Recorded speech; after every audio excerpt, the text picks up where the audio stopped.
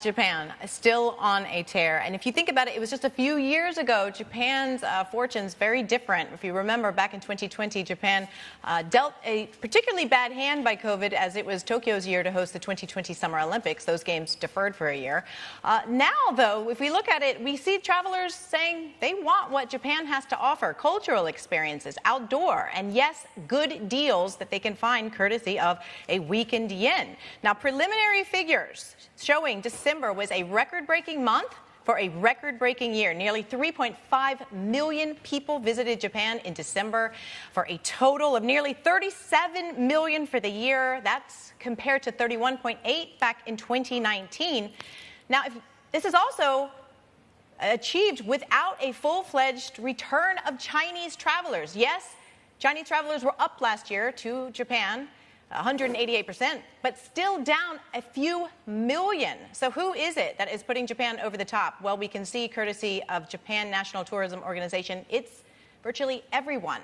All markets up going to Japan last year. Namely, yes, South Korea, that's the largest source market to Japan, but also from the rest of Southeast Asia, or from Southeast Asia, I should say, but also 136% increase in arrivals from Russia.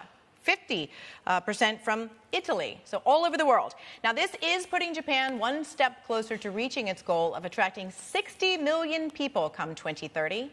But at least one major city in Japan saying they've had enough. That is Kyoto, announcing last week plans to increase a tourism accommodation tax. Now, this tax currently in place, and it is tied to how much you spend on accommodations, but it's about $1 to about $6 and change. Come next year, that could rise to $2.60 to $64. Now, note this is per person per night.